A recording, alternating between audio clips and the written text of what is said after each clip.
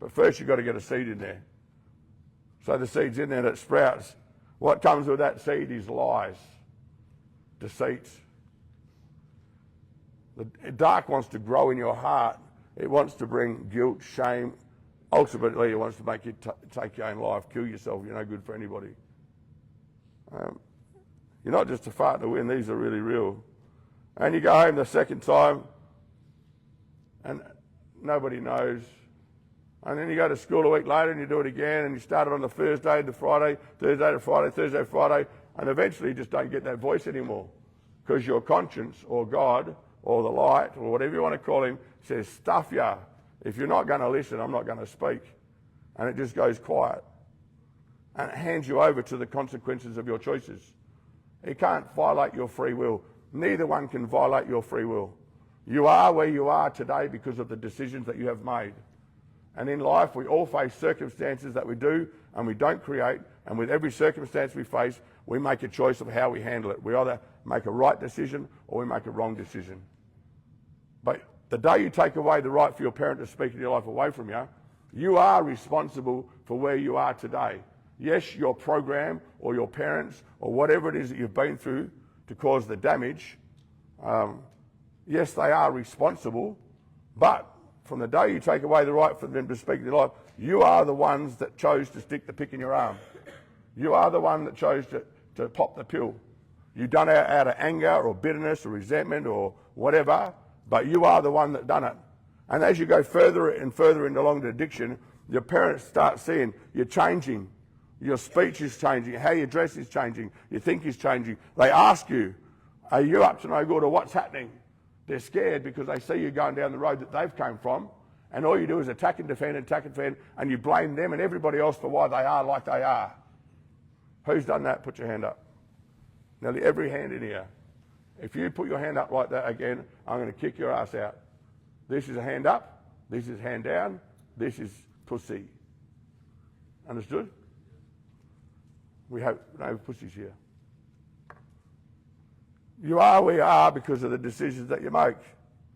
But you blame your mum, you blame your dad. You're having fun doing what you're doing. It's great.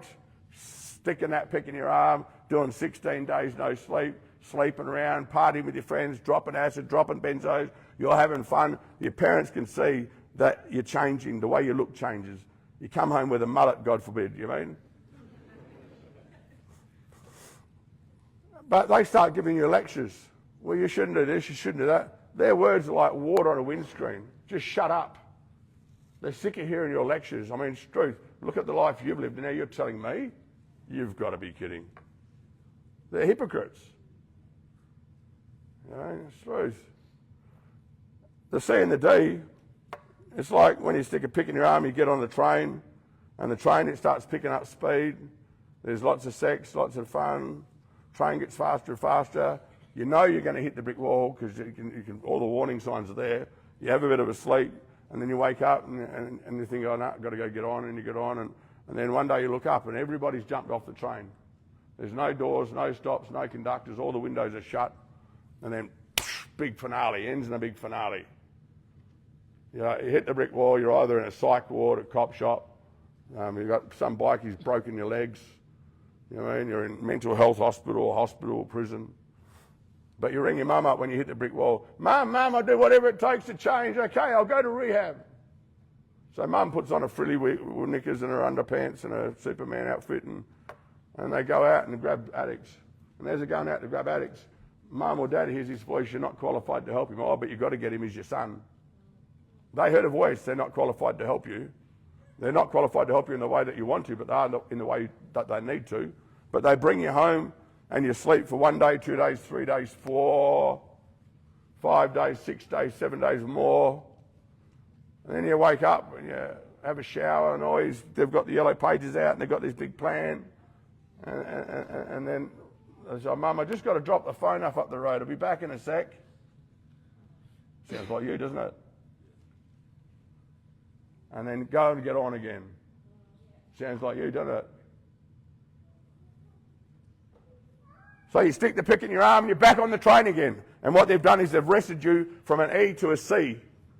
And then we all get together and we sing that song. Here we go round the mulberry bush, the mulberry bush, the mulberry bush. Round 2, fight. 6 months later, you hit the brick wall. Mum, I believe we go to rehab. Brings you home, sleeps. Round 3, fights. Mum can't do it anymore. Grandma has a crack. Stupid old grandma.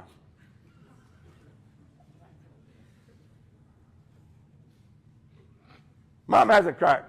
Grandma has a crack. Uncle has a crack. One by one by one by one. 5 years go by, 10 years go by, 15 years go by. And finally we get him at the age of 33 or 35 or 41 or 50. And all of a sudden the whole family's been wiped out. No one's talking to each other. Everyone hates grandma because grandmas are the biggest pains in the bum. They learn the hardest. But you've wiped out mum, you've wiped out brother, and there's so much division and unforgiveness with everybody. The whole family structure's been wiped out because of you and because of you. No one talks to each other. You hit the brick wall, ends in a big finale, doesn't he?